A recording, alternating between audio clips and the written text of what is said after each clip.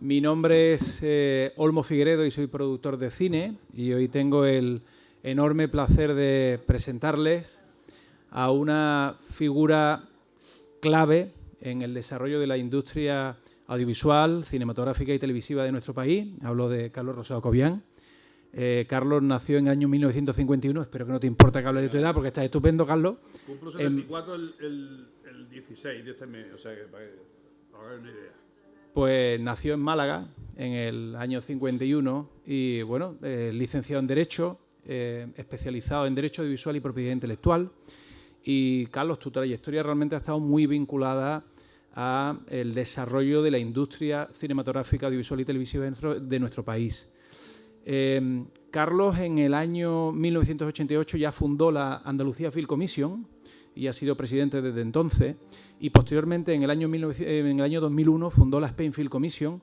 Ambas son instituciones muy relevantes para nosotros los productores porque han sido una figura clave a la hora de atraer rodajes internacionales a España y Andalucía, pero también para promocionar las obras que desde aquí hacemos y que puedan tener esa proyección y relevancia internacional.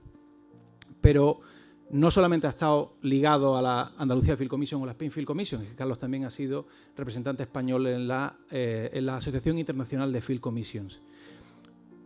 Adicionalmente, ha estado muy ligado a la televisión de nuestra tierra, a Canal Sur.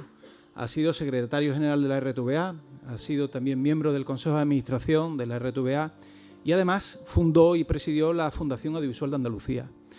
En la parte que más nos toca, como productores, Carlos ha sido un defensor incansable del sector y además también ha ayudado muchísimo a la consolidación de marcos regulatorios que nos ayudasen en nuestro día a día. Como decía al principio, bueno, ha sido un referente para todos nosotros. Además, ha escrito mucha literatura alrededor de cine, televisión y también, desde luego, el derecho audiovisual. En concreto, creo que hay un libro muy relevante suyo, que es el de Cine y Turismo, una nueva estrategia de promoción, porque si hay alguien que desde hace mucho tiempo ha estado hablando y convenciendo a los políticos, pero también a la prensa y a la sociedad de la importancia del cine como mecanismo de atracción turística, ha sido Carlos. Si todo esto que he dicho fuese poco, simplemente darles un detalle para que entiendan ustedes la relevancia de la figura que ahora van a escuchar. Carlos fue el miembro más joven de los distintos redactores del Estatuto de Autonomía de Andalucía. Bueno, estamos hablando de un visionario de la industria del cine y, desde luego, alguien que ha sido, como decía al principio, un defensor incansable de la cinematografía, de la industria televisiva y audiovisual como motor de transformación económica, social y cultural. Así que, sin más dilación, les dejo escuchar a quien ustedes han venido a escuchar, que es Carlos Rosado Cobian. Muchas gracias. Gracias a ti, Olmo.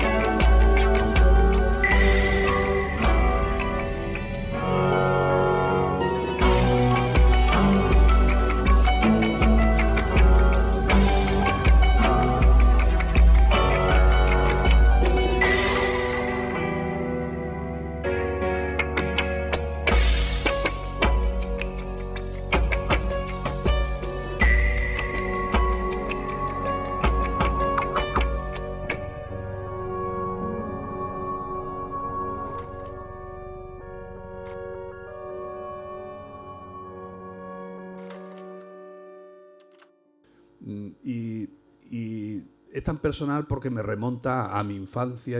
Aunque ha dicho Olmo que yo nací en Málaga, cosa que es verdad, pero yo en realidad soy de Cádiz. Mi madre además que me llevó a nacer a Málaga. Yo todo el tiempo además yo llevo viviendo felizmente en Sevilla muchos años, yo estoy empadronado en Cádiz, voto allí, o sea que yo soy de Cádiz.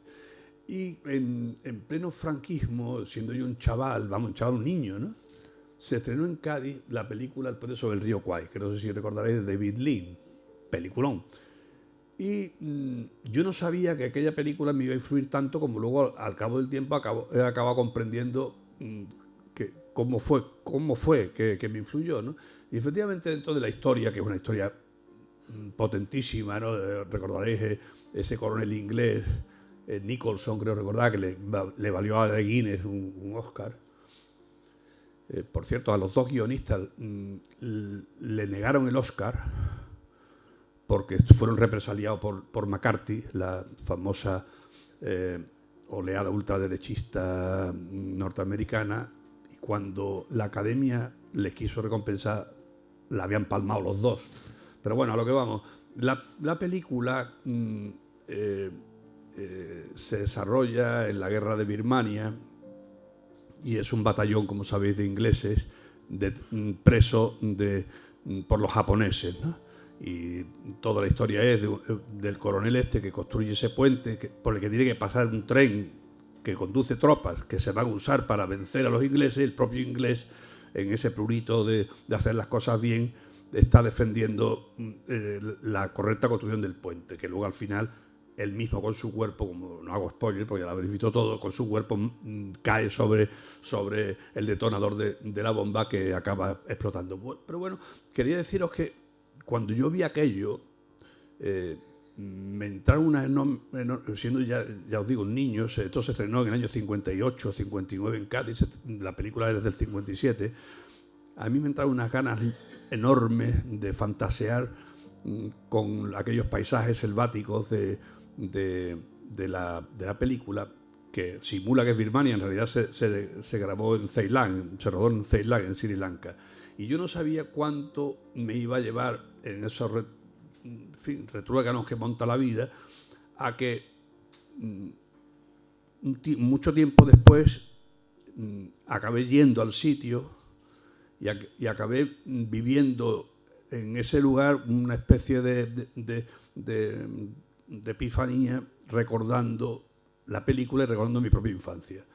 Quiero deciros con esto que yo, que en realidad soy abogado, como ha dicho Olmo, y he ejercido muchos años, pero un buen día empecé a pensar, sin saberlo, inconscientemente, sobre esta cuestión, y me fue conduciendo, sin darme cuenta o sin darme totalmente cuenta de hacia dónde me conducía, hacia exploración de algunos aspectos del mundo del cine, del que yo no soy un especialista, porque no soy ni productor ni sé de eso, pero sí como usuario explorar otros aspectos distintos de la cantidad, digamos, de utilidades o de efectos que se produce en torno a una película cuando sale a las pantallas, ¿no? Y efectivamente he tenido mucha relación con el mundo audiovisual, pero este aspecto de cómo influye el cine sobre el individuo ocupó mucho tiempo de mis reflexiones, y me fue conduciendo a lo que hoy es el motivo de mi charla con vosotros, que es lo que se denomina ahora el turismo de pantalla, el screen tourism, que antes se llamaba film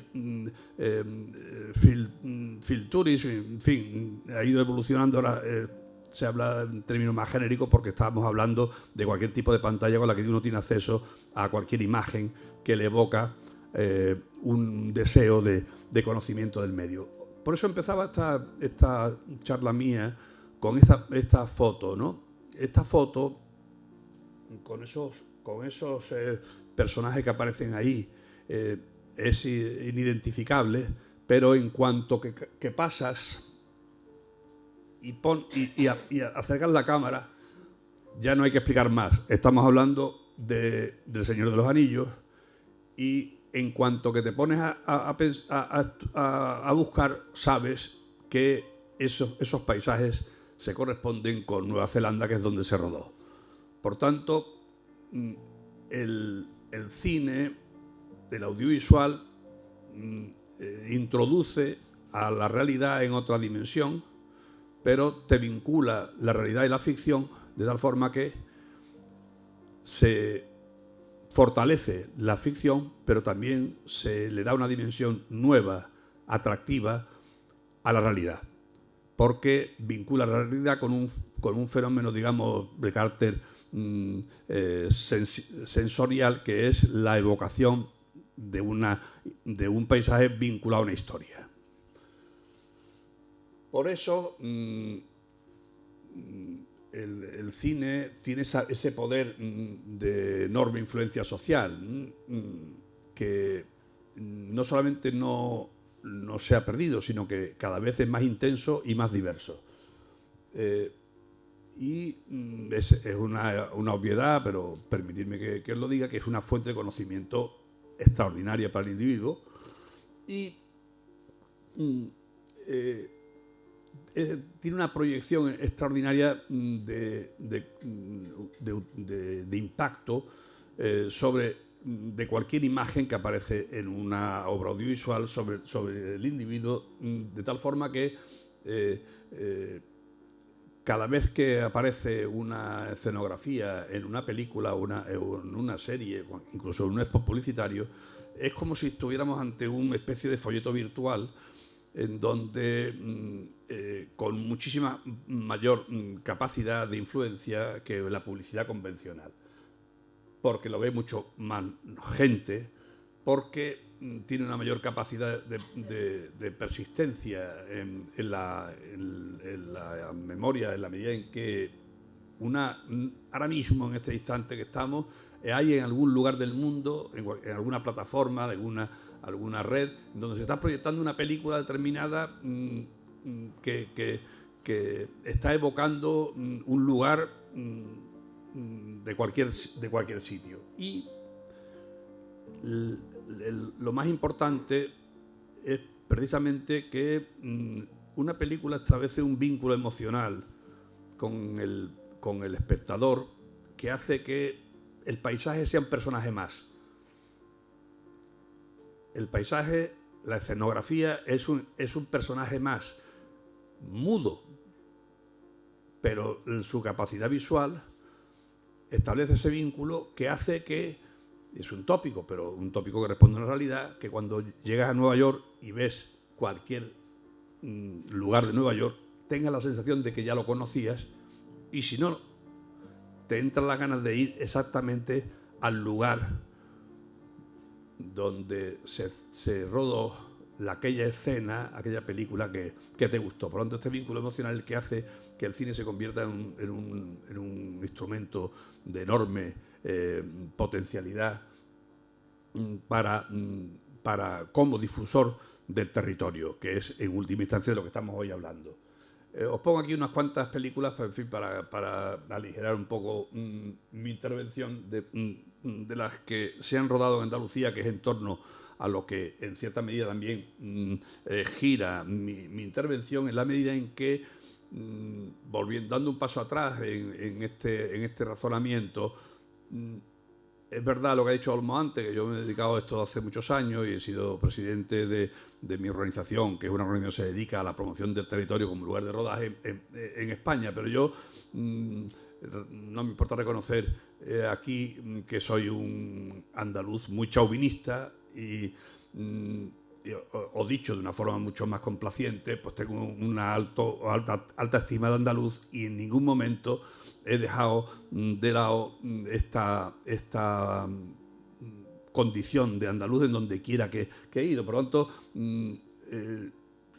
eso me ha llevado siempre a buscar en este ámbito en el que yo me desenvuelvo qué instrumentos podíamos nosotros aportar a nuestra comunidad para que desarrollara todas sus potencialidades, y en el mundo del cine este es uno de ellos.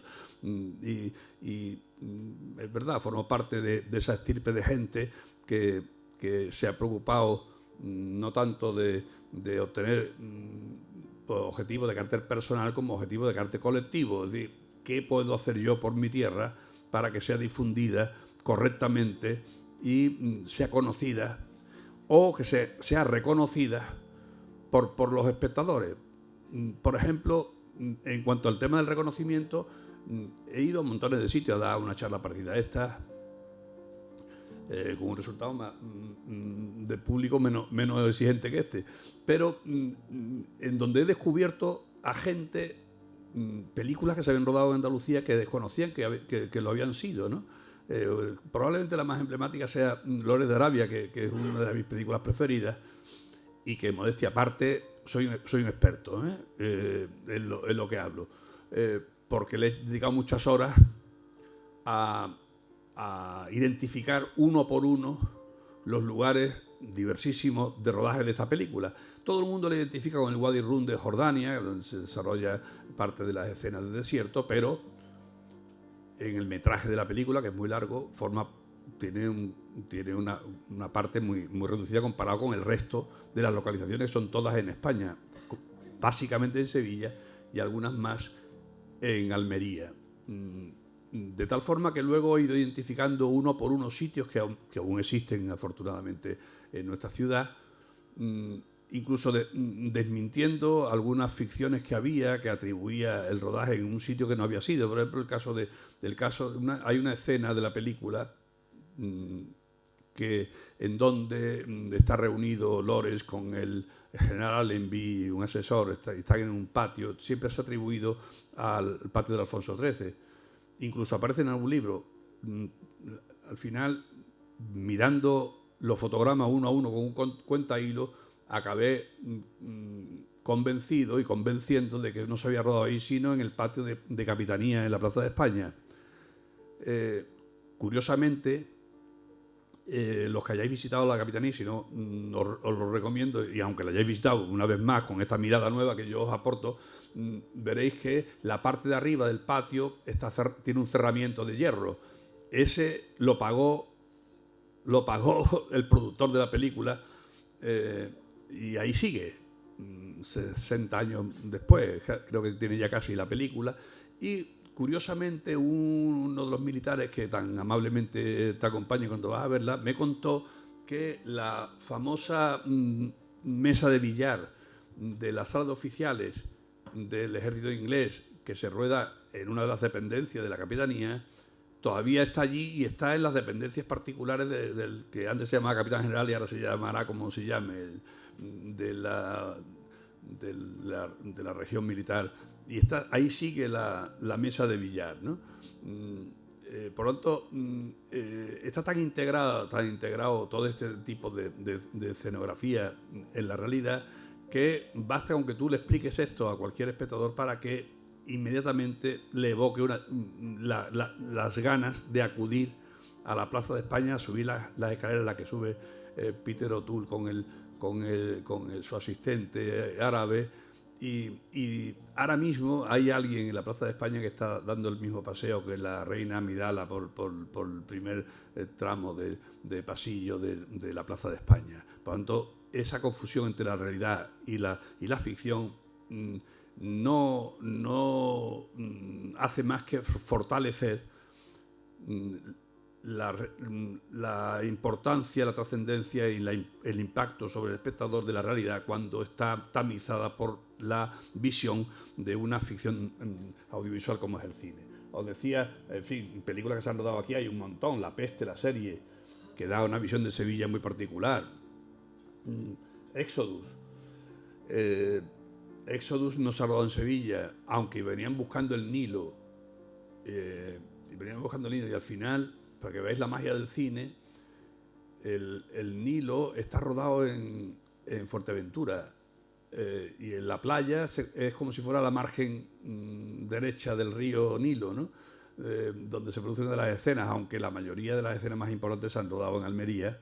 La rodó Ridley Scott, que estuvo recorriendo toda la región hasta que encontró lo que iba buscando para esta película, que es un remake, como os recordáis, de Los 10 Mandamientos, ¿no? La Casa de Papel, ¿qué deciros de esto? Cualquier avisado ve que aquella torre de ahí es la iglesia de la Fabriquilla del Cabo de Gata, donde está el protagonista de la serie delante de la ruleta esa, ¿no? The Crown, la serie mítica de la BBC, la práctica totalidad de las escenas de los viajes de la familia real británica en esta serie están rodados en Andalucía. Esto que estamos viendo ahora es la entrada en el Hotel Alfonso XIII, que simulaba, creo que el hotel Roosevelt de Los Ángeles, pero la serie, cuando van a Nueva Zelanda está rodado en Andalucía, cuando van a Australia, a Melbourne y a Sydney están rodados en Andalucía. En Hollywood, el famoso paseo de las palmeras de Hollywood, que yo creo que las palmeras se han quemado todas, pero bueno, está rodado también en Sotogrande o por ahí, ¿no? Es decir, que Andalucía ha prestado su identidad, su territorio a otras ficciones, y hay que decir a la gente, explicar a la gente que eso que está viendo, que simula en la serie, que es la yeguada de unos caballos, está hecho en Jerez, y le ayuda al personaje a revivir la historia que ha contemplado en la ficción, distinguiendo, como es recurrente en mi intervención, distinguiendo la ficción de la realidad. Esto, de Juego de Tronos, ¿qué queréis que os diga? Veréis, nosotros, y quiero hacer una referencia expresa a la directora de Andalucía Film Commission, que es Piluca Querol, que ha sido con la que yo he hecho todo este trabajo de años al frente de la Film Commission.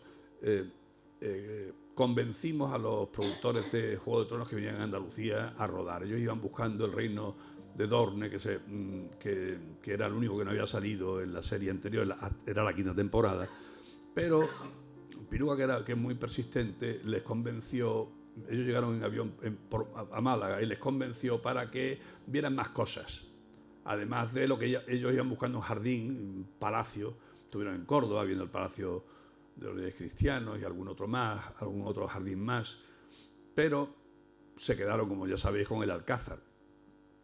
Y gracias a este paseo que les dio Piluca por varias escenografías, recalaron en Osuna, que es de donde es, por cierto, ella natural, y encontraron en la Plaza de Toros de Osuna el escenario idóneo para la escena final de la quinta temporada, que es la arena de Merín, donde hay una gran batalla y Khaleesi sale huyendo a lomos de un dragón.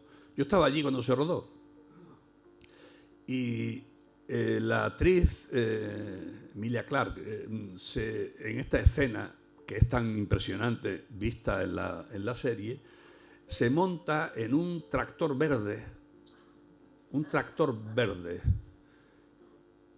y un ventilador por delante para que le echara el viento al pelo blanco o rubio de esta señora, ¿no?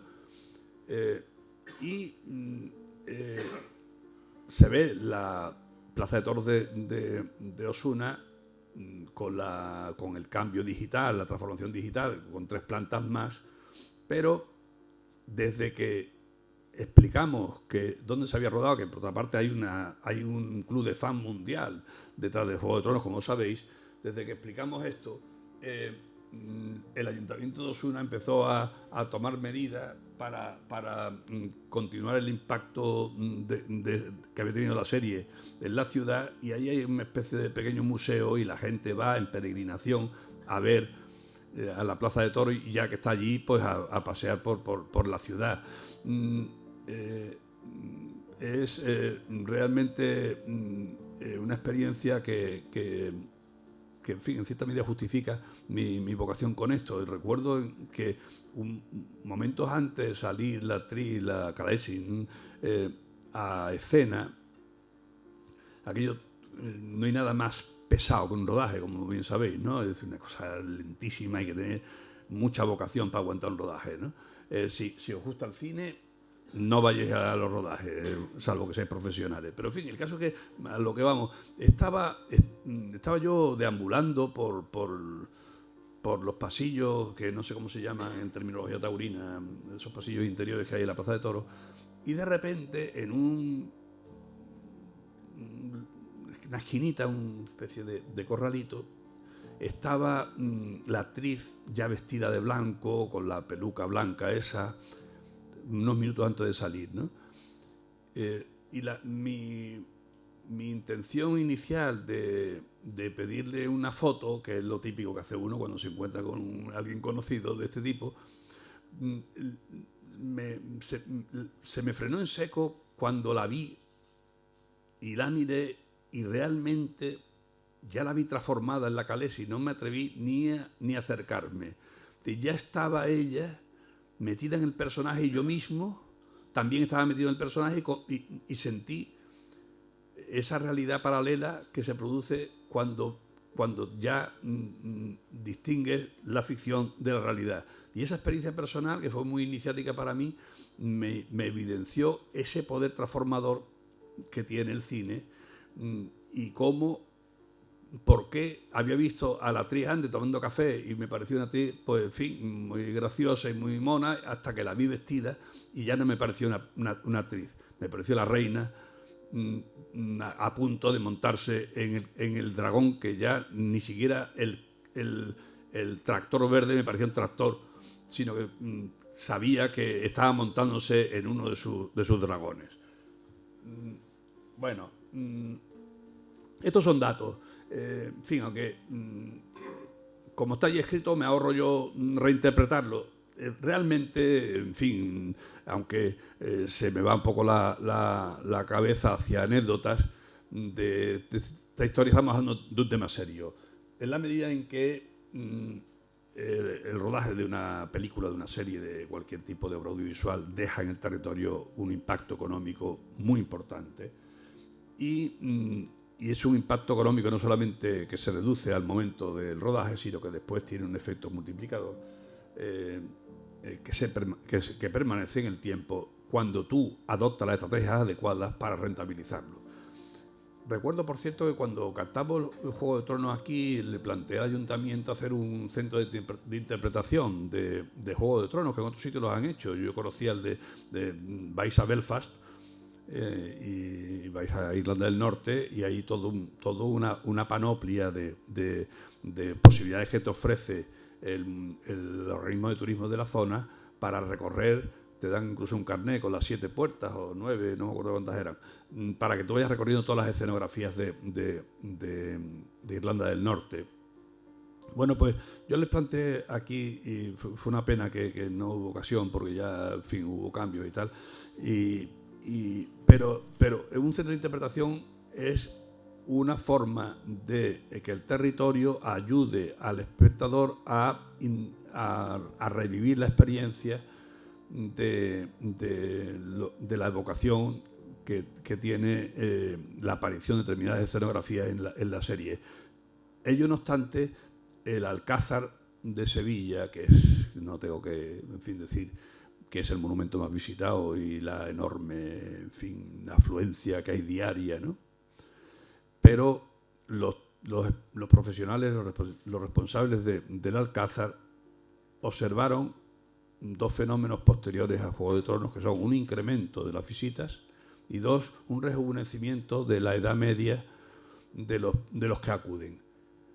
Verás, es preferible que vayan a ver los baños o los jardines o, en fin, o los salones diversos del Alcázar porque estén interesados por la historia, pero si un espectador va porque lo ha visto en una serie preferida, pues es un mal menor. Lo cierto es que cuando llega allí descubre que el Alcázar es mucho más que el Palacio de Dorne, donde estaba el rey de Juego de Tronos, ¿no? Por lo tanto, la utilización de todo esto por parte de las autoridades locales, por parte del propio sector y la propia ciudadanía, hace que la rentabilidad de un rodaje alcance mucho más tiempo y sea un recurso duradero, además de lo que ya de por sí un rodaje supone para una ciudad. Os decía esto, el incremento del 21% en el 2014 en en Juego de Tronos, pero algunos puristas, y permitirme otra digresión respecto de lo que estoy contando, algunos puristas dicen, bueno, no, tendría que salir el Alcázar, pero como Alcázar del rey Don Pedro, vale, muy bien, pero todo mi interés ha ido encaminado a confirmar que la gente distingue la realidad de la ficción, y cuando está en la ficción se introduce en la ficción, y cuando sale de ella vuelve a la realidad, y el Alcázar vuelve a ser el Alcázar que era. Yo recuerdo cuando vino Ridley Scott a rodar el The Kingdom of Heaven, el reino de los cielos, que simulaba que el Alcázar era el palacio del rey de Jerusalén. Estaba Jeremy Irons y alguien más.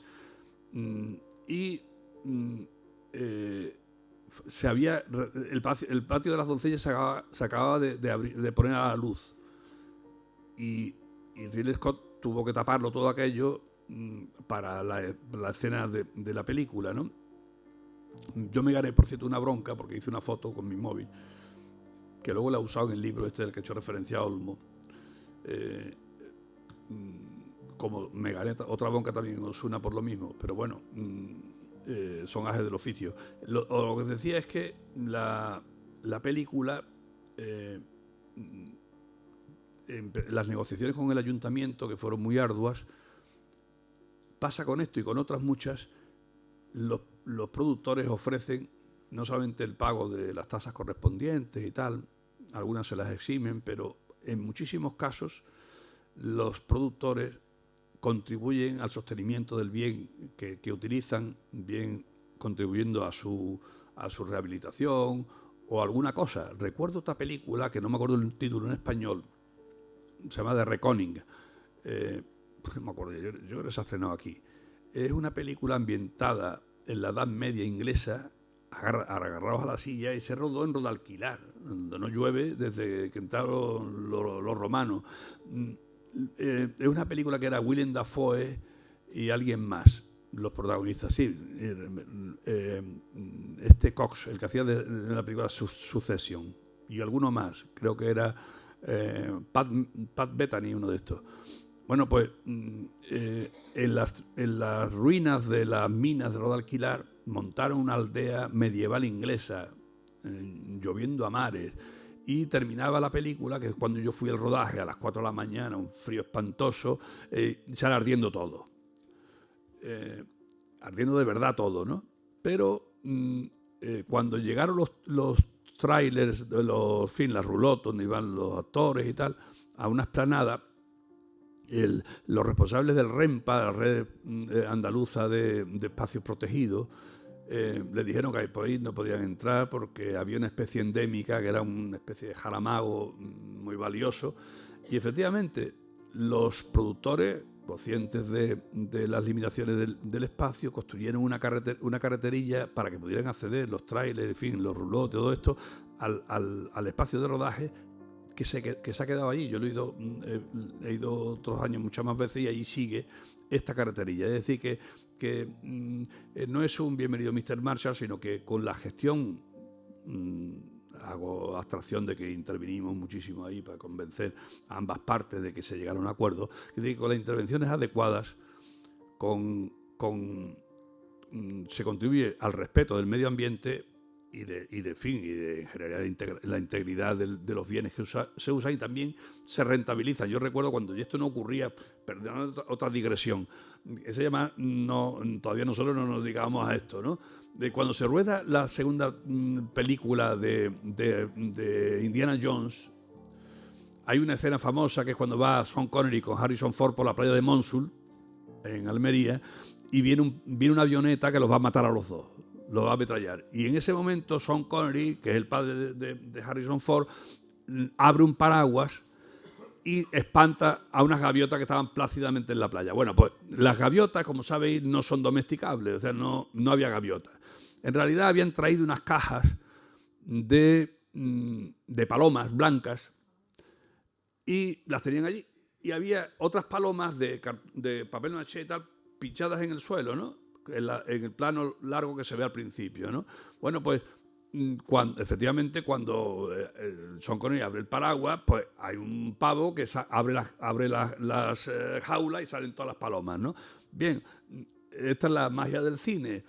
Una de ellas impacta en la carlinga del avión y se mata el aviador, el malo, y ganan los buenos. Lo que no sabe la gente es que algunas de esas palomas anidaron allí en el parque del Cabo de Gata, siendo una especie invasora, y se tardaron años no sé si estoy exagerando, pero se tardó mucho tiempo y mucho esfuerzo en acabar con las palomas que eran depredadoras y que alteraban el equilibrio ecológico de un espacio protegido como este. Es decir, que el cine también exige una cierta disciplina, y de ahí la intermediación de las instituciones o entidades como la nuestra, en donde hemos intentado que se respete la integridad del espacio, aunque no se intervenga sobre el guión y luego, pues, en fin, el espacio simule que es otra cosa distinta a la que es en la realidad. Pero también la ficción influye sobre la realidad. Perdonad también que siga las digresiones. Me paráis cuando me toque. No sé si os recordáis la película Forrest Gump, ¿no? Bueno, Forrest Gump está Tom Hanks sentado en un banco con la caja de bombones, en fin, estas cosas, cuando va a esperar el autobús, ¿no? Ya lo recordaréis vosotros la escena, ¿no? Bueno, pues esto está rodado en Savannah, la capital del estado de Georgia, en Estados Unidos, y preparando yo el libro de que hacía referencia a Olmo al principio de la presentación, con ocasión de un viaje mío profesional a Estados Unidos, pues fui a Savannah, que es una ciudad por otra parte preciosa, ¿no? Y estaba allí el banco. Y el banco le pasaba como al cerramiento de la Plaza de España. Era un banco de atrezo. No existía tal banco en el parque, un parque muy bonito, el parque de la ciudad. Pero las autoridades locales observaron que había un flujo continuo de gente yendo a la ciudad que quería hacerse la foto en el banco. Y pusieron el banco y ahí está. Como pasa con el caso de Harry Potter en la estación de King Cross, los que hayáis ido, y si no, en fin, algunos de nuestros hijos o nietos que hayan ido. Yo tengo 8 nietos, por cierto. Ven que hay allí en la estación, en el andén 9 3/4, 9, como se llame, ¿no? El famoso de Harry Potter, y hay una especie de carrito lleno de maletas embutido en el muro delante de donde pone el rótulo, y hay colas de gente para hacerse la foto entrando en la quinta dimensión de Harry Potter, y está en la estación de King Cross. Tan es así que hay un tipo que está allí, hace la foto y tiene un secador de pelo y echa aire para que el pelo, el que lo tenga, se haga la foto correctamente. Quiero decir y es una explotación más de las muchas de cómo se integra la realidad con la ficción, y cómo la explotación de una escenografía va mucho más allá de la propia experiencia del cine.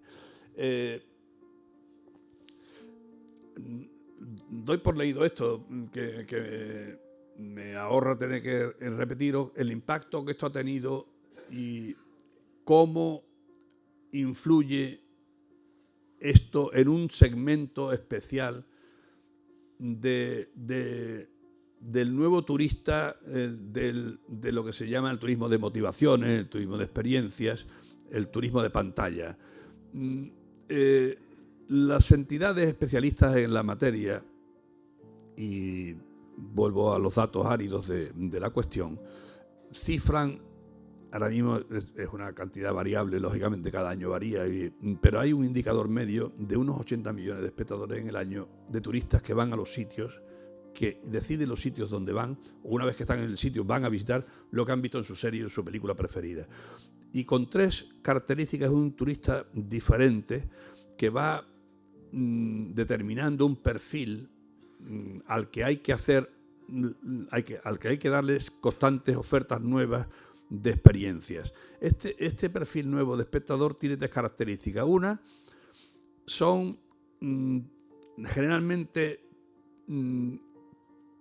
gente joven, profesionales jóvenes, que no van a los sitios a plantar la tumbona y la sombrilla al muy respetable turismo de sol y playa, sino que interactúan con el lugar, de tal forma que no se conforman con ver estrictamente el lugar de la escena que les motiva su viaje, sino que tratan de conocer la realidad y otros elementos de carácter, digamos, atractivo en cualquiera de sus ámbitos, artísticos o históricos del lugar. Luego son muy activos en las redes sociales, con lo cual se convierten ellos mismos en difusores de la experiencia. Esto les convierte en un tipo de turista, el famoso turismo de pantalla, que hace que